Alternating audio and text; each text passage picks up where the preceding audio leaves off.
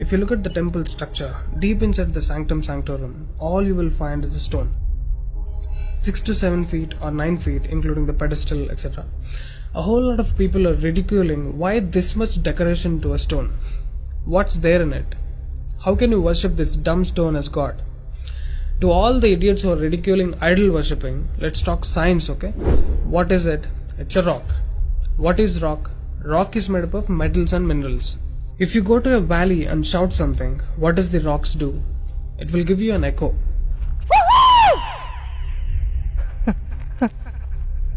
It's an open place. The sound travels, hits the rock and throws it back. This phenomena is called echo and it's scientifically proven, everybody knows it. Depending on how loud you send the sound waves, accordingly rocks will throw back an echo. Every rock, that's why you will hear 2-3 sounds at different intervals. Visually you cannot see what's happening, but you can hear it. This is in open space. Imagine if you're doing it in a closed place.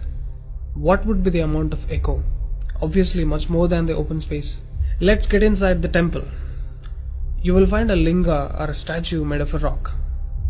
And it's placed in a closed wall structure with a Galigopuram on the top. That means a pyramid structure with a tip pointing to the sky. There will be no ventilation. Tight packed and covered with stone walls to a precision where even the light cannot enter. Now, people send some sounds to the rock. Not just today, it's been practiced since thousands of years. They are sending some sounds to the rock continuously, right from the morning to afternoon to evening till night, every day. We all know that sound has a form. To all the lower Q people, I'm going to show you a few experiments where particles form different patterns and forms due to various types of sounds. I saw a beautiful music video in this channel in which they show how water, fire, particles respond to the sound. It's an incredible experiment, you must watch it.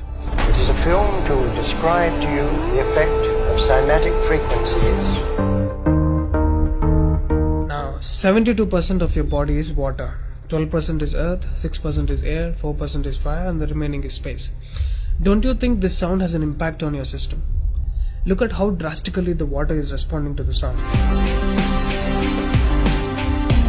Similarly, fire. In fact, everything in the cosmos responds to the sounds. That's why yogis of the past have always said sound is the basis of existence. Every form is a certain reverberation of sound. If you master the sound, you can play with the 5 elements. That's how the sages of the past used to walk on water, disappear into the air, walk through the walls, etc. In Harry Potter movie, what you have seen is just a fiction story. But here, we have got yogis who did all that for real. Even though there are many mystics who can do these things, not just them, you and I can do it if we attain certain mastery over the sound. You need a perception beyond the senses to do that. For that, you need to do a different level of sadhana. You can't do that in a laboratory through some dumb experiment. All those who tried either ended up neurotic or died an utter failure, wasted a lot of money in the research. So except Dhyanam, technically there is no other way. Sorry to disappoint the people who are lazy to yoga. Okay, sound. I recommend you to watch more such experiments in YouTube to understand better what I'm trying to say here. Inside the temple, they chant some mantras. What happens is, the sound will touch the stone and bounce back in different directions. Because it's a closed room, the sound has to pass out through the main door. And whoever is standing in front will be completely soaked in that energy. Now, what do they chant? Vishnu Sahasranamam in the morning and Lalita Sahasranamam in the night.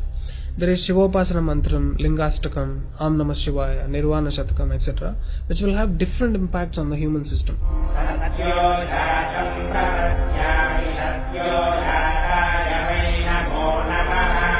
I really wanted to check what impact these sounds have on the human system. So I went to a neurosurgeon to really experiment and document the impact of these sounds on the human brain, the human system. I took my friend Rahul for the EEG test. It's called electroencephalography, where you can see the brain activity, the activity of the nervous system of a person on a computer. We played Lalita Sahasranamam to him.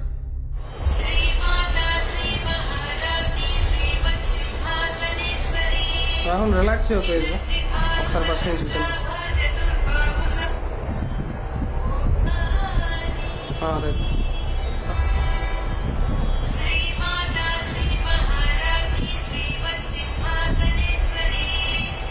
The kind of parasympathetic differences that he's getting is anonymous. Oh my god, then I understood. These sounds are engineered in such a way that the rhythm of the chant will go inside your parasympathetic nervous system and will put you into deep sleep within 3 to 5 minutes. First thing is, the chant is some thousands of years old.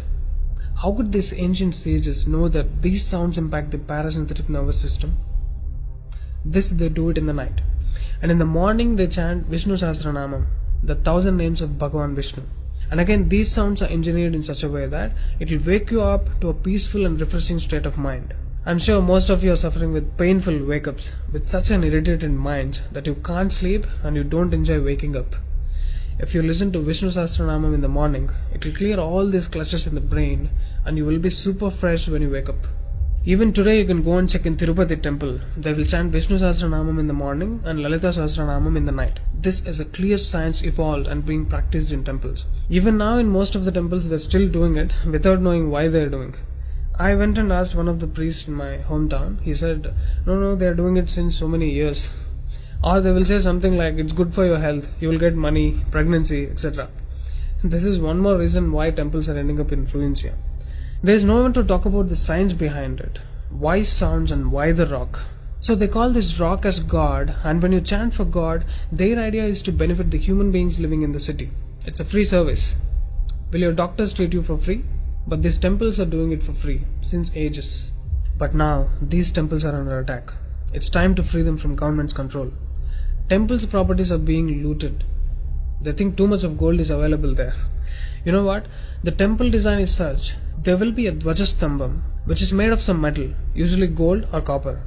Brass is a good conductor of sound, gold is an excellent conductor of electricity, and it has higher receptivity of the energy. To all the idiots who are worried about so much gold being used in the temple construction, just smack them with this video. This is a clear science and most sophisticated engineering that even the modern science has no clue of. There is much more to the design of the temple.